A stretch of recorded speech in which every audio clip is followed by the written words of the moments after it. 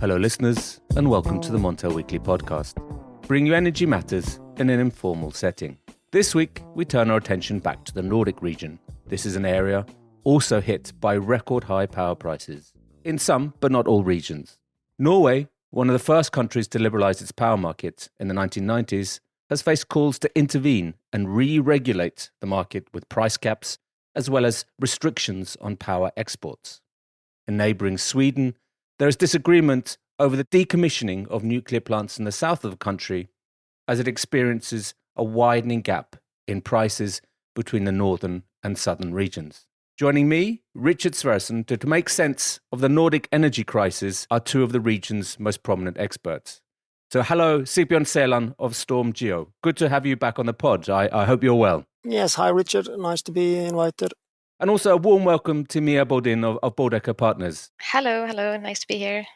I'd like to start with the situation we're in. I know we're kind of some way off the dramatic price spikes we saw in December, but still the situation is quite unprecedented. So what got us here, Sigbjørn? Is it mainly, can we just lay the blame purely on Vladimir Putin? Well, I guess some will do that, but for sure, if you should point to one single factor as the most important one behind the situation, it is the high natural gas prices. That's for sure. And what are the other factors? I mean, there's quite a sort of cocktail of drivers here, is there not? Yeah, it's a cocktail of drivers for sure. It's, in parts of the Nordic region you have a bad hydrological situation, so prices wouldn't have been as high as they are if the hydrological situation had been normal. That is for the southern part of Norway in particular, and of course you have close to record high prices of the EUA allowances. So to sum it up, it is the production costs in the coal and nat gas fuel the power plants, and the weak hydrological balance in southern Norway. That is the main factors or the factors that sort of explains this very high price level. And how long do you expect this situation to continue, Sigbjørn? When can we see some easing of this high prices? Is it when the taps go on for Nord Stream 2? Well, yeah, I guess if you look at price expectations in the market for natural gas, you see that also long-term price expectations have increased quite massively, I would say. So not at the current extreme level, but you see futures prices being very, very high up until Q1 or including Q1 23, and say if you look at the TTF futures price for 2024, it is now at 30 euros per megawatt hour, and 6-7 months ago it was at 15. So the market has sort of really changed their view on long-term natural gas prices, and obviously that has impact on electricity prices in the Nordic region, or first and foremost in southern Norway. So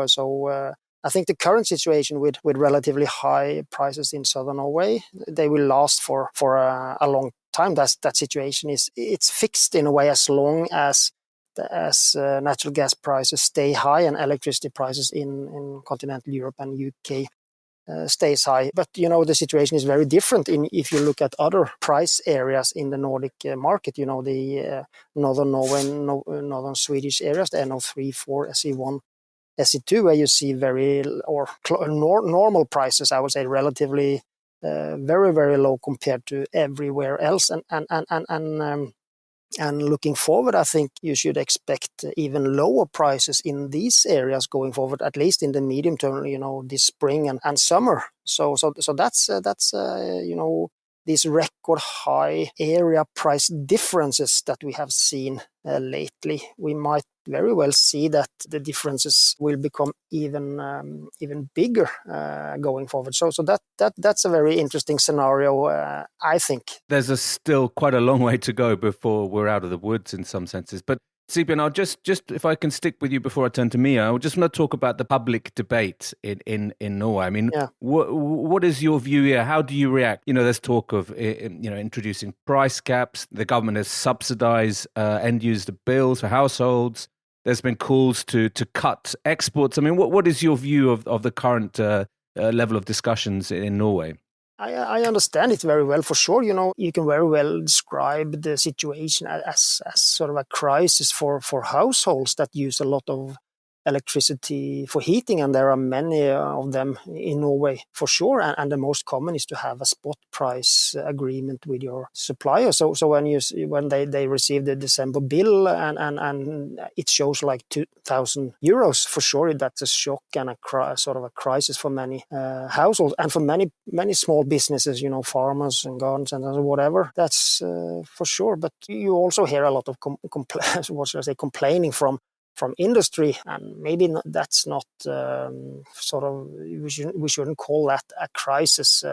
Probably, they have their hedging strategies, and they are not that exposed to the same degree to the high spot prices. And I guess for industry, it's the competitive situation that matters most. And then it's an interesting point. I would say that electricity prices in the Nordic region, even in certain parts of Norway, have hardly been any lower compared to prices elsewhere in Europe than they are now. So that also applies if you look at price expectations going forward. So the picture is mixed, I would say, and you must understand why the discussion is heated. But we have had this system now for many years, and it has proven us proved to be a good system, I would say, for producers and consumers for a long time, and probably the wise thing would be to wait the situation off a bit and see if things can normalize. There is a general political consensus that the model is working and is functional. But what is the situation like in Sweden, Mia?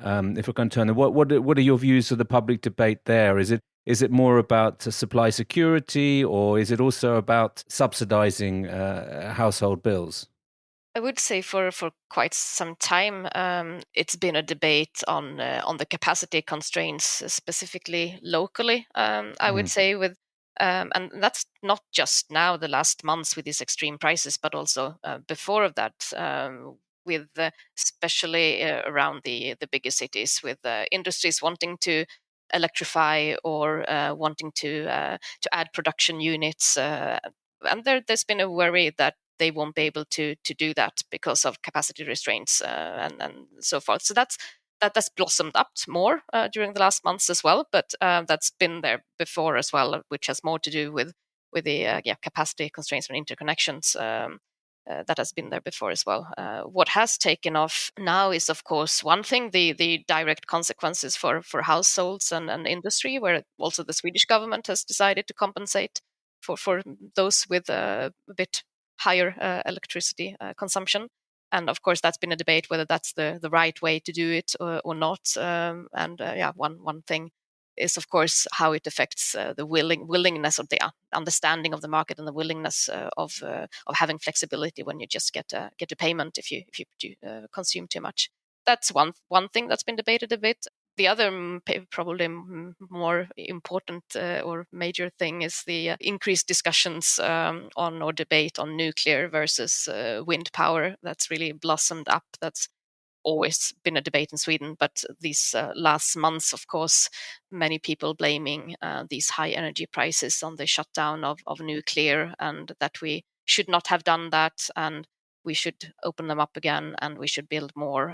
So that debate really gained force, as to say, this last months, and it is also elections this year. So I mean, my feeling is that if it hadn't been elections, it might not have been such harsh discussions. I think it has also to do with that. So, of course, the high electricity prices has really affected many people and industries. So easier to gain understanding of that, but also I think political act, so to say, and it's an easy way to win votes as well, to start this from both sides. So absolutely. I mean, there's one thing lamenting the loss of nuclear power and maybe increasing prices, etc. But there's quite another is putting in place or building a new project in Sweden. I think that they're two very different things. How has the Swedish government handled it, in your view, this energy crisis?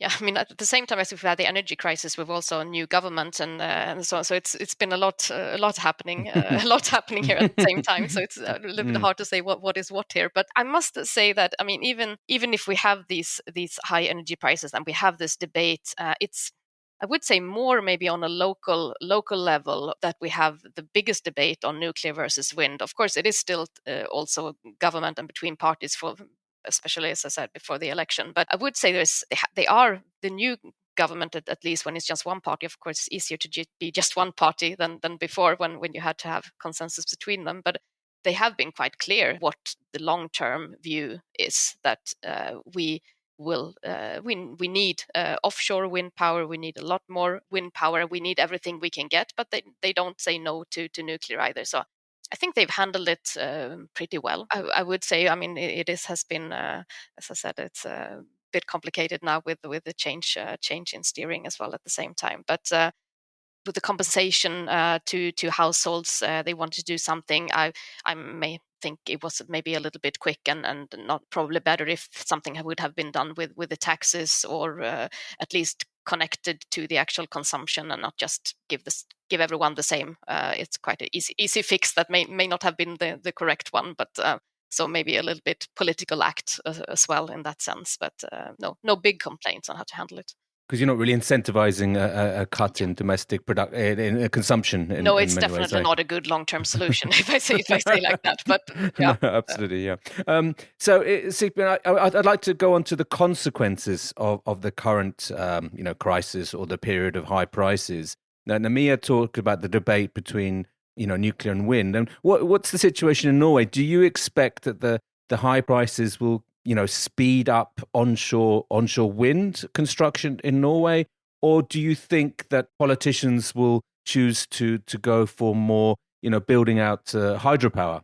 That's also related to these, the cables, the sea cables to the Netherlands, Germany, and UK. When these investment decisions was made, the analysis certainly did not show as severe an effect on prices as we have seen.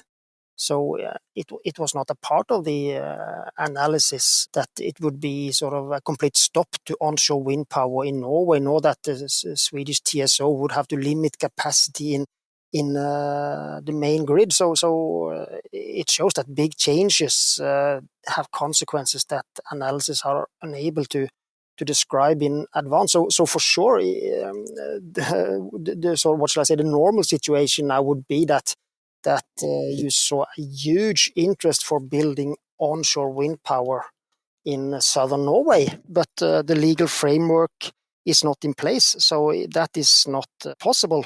So in that sense, the situation is, as I said, quite fixed. There is no sort of quick fix now to this situation. For sure, you will have something will start moving on the supply side, but not anything significant, and that is mainly because the sort of the main thing here is onshore wind power, and that will not happen in many years. Because they can't speed up the legal processes here to make that possible. Well, that's not my expertise, but as the way I understand it, it is still years ahead before that legal framework is in place, and you will see new investment decisions in onshore wind power in Norway. If I can turn to you then, Mia, and ask, I know you're an expert in power purchase agreements or PPAs. Now, do you think this period of high prices will drive or further boost the growth of PPAs in the region? I think they will actually. I mean, we've already seen quite a big increase in interest from corporates. I would say especially in the region where I'm sitting in the south of Sweden, and I'm sure it could be the same in the higher priced areas in Norway as well. Part of it is of course because the sustainability part is higher up on the agenda for many companies in the Nordics, but I would say a lot also affected by the higher power prices and the willingness to secure power, future power instead of being completely merchant there. So that's definitely something that we do see. On the other hand, we have not seen that many more transactions being finalized because it is a bit harder to agree on prices. I mean, there used to be more of a quite stable price span, higher in the south than in the northern regions, but still rather stable. And we kind of knew what was the right PPA price for a 10-year-old base load or pay-as-produced for solar or from wind in the different areas. And with the higher prices that we've seen now, the investors in wind or wind asset owners are, of course, wanting to have a higher price, because that's what you can get from the market for the next years and what you see. But the corporates and the companies are not really there yet. They are more looking at what has the prices been for many years before, and what do the forecasts look like, and kind of still they've heard what the PPA prices have been before, and still wanting that price for long-term hedging. So yeah, so it's both. Interest is higher, but harder to agree on price. And also many more investors willing to take on merchant risks. So not having a PPA at any price can be a little bit more picky on that side. So another thing I would say is with the high price differences that Sigbjørn also talked about before, and that where we actually definitely I agree that there's no easy fix for this. We'll probably see these high price differences for quite some years, and probably increasing as well with all the new wind power coming on in the north of Sweden at the moment. It also affects PPAs in the way that it may be more difficult to close PPAs between areas. So having consumption in the south and production in the north, there are more price risks, and someone has to take that risk, which will make PPAs higher priced or more risky, so to say, to have these cross-area PPAs. Sigbjørn, do you think that the southern part of Sweden, southern part of Norway, is going to be a high price area in the years to come? Yes, definitely, to a large degree, due to the northern areas, the SE1, SE2, NO3, NO4 being so clearly defined low-priced areas. So in the short to medium term and also longer term, I think there is a very interesting price development coming, and I think in particular during this spring and summer we can experience something that we sort of haven't seen before. With this current price regime, we see the hydrological balance improving up north, but it doesn't improve in southern Norway in particular. So if this weather regime prevails for some time, which is, I would say, is in the medium to long term forecasts, we are sort of heading for a situation where you have where water reservoirs will run full or close to full in the northern areas, and with a ditto price collapse and spot prices close to zero in periods. But in southern Norway, NO1, 2, and 5, their water reservoirs will be very low throughout the spring and summer, and the probability increases now that the price here will rise to a level that will stop the export out of NO2 to Germany, Netherlands, and UK.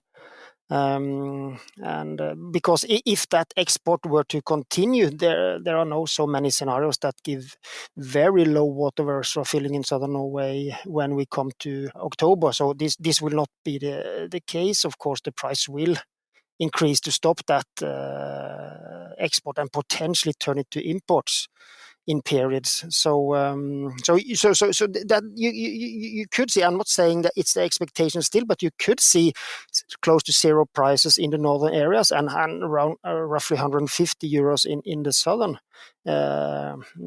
areas, an extreme price difference. And this system price, this theoretical system price in this picture can if NO2 will start importing, you have that this will be price independent supply in the system price calculation. So regarding the system price, it will be what we say a bearish effect, and the system price will then often clear close to that very low prices in northern areas, because it will it will clear on the price-independent imports, the price-independent production, as the wind, solar, nuclear, and unregulated hydropower. And that will be, I would say, an interesting scenario. And it's, as I said, maybe not the expectations yet, but you have quite a few scenarios showing that to happen now. So, yeah. Maybe that will ease some of the political pressure. But there's one part of the market we haven't really talked about, and that's on the demand side. Now, Mia, I was reading recently that the European Metals Group, for instance, said that aluminium output is down by 30% or fell 30% in 2021 because of the high prices. Have you seen any reduction in industrial outputs in Sweden or even in the Nordic region as a result of these high energy prices? I wouldn't say we've seen much of that now. We have seen some from pulp and paper, for example, in Sweden closing down, but that has to do with capacity problems and more local. Not to my knowledge, I haven't seen production closing down. What is more is the discussions on if many companies are looking at different ways of having better sustainability, of having consumption and from fossil free sources, and looking at ways to be better, so to say, in that sense, and in that looking at electrification as one part. And I know that industries, especially in the southern parts, are hesitant if they can really electrify their industry due to the risk of higher power prices continuing, but also mainly, I would think, worries about the capacity restraints and that they won't be able to have that what they need, so to say, from the grid companies. So so not seen it so far, but more worry about the future. Can we really electrify and get all the power that we need at reasonable prices? I agree. You don't see any reduction really from in the industrial sector still. Maybe a bit from the households. They feel it more. And as I said earlier, even if electricity prices are record high, at least in parts of the Nordic region, the electricity prices are still are relatively low compared to basically everywhere else. So I don't think they have it won't induce much consumption reduction from industrial facilities in these areas.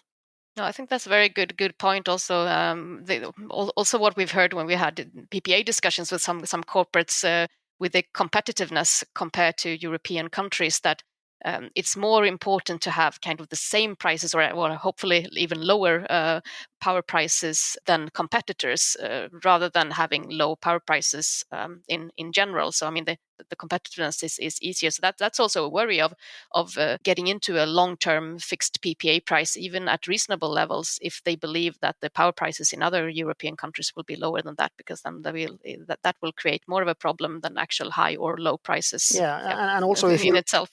Absolutely. And also if you look beyond Europe, energy prices are at least as high in large parts of Asia. So I don't know. I don't think this is any sort of crisis for industry, really. Maybe it's the opposite, at least in the long run, I would say. Just a final question, Guy. I mean, we could talk here for hours. I mean, I've only covered half my questions I was going to put to you, but maybe we'll have to have a follow-up discussion. But, we've seen in 2021 several sort of trading boutique firms go under, at least one big name one.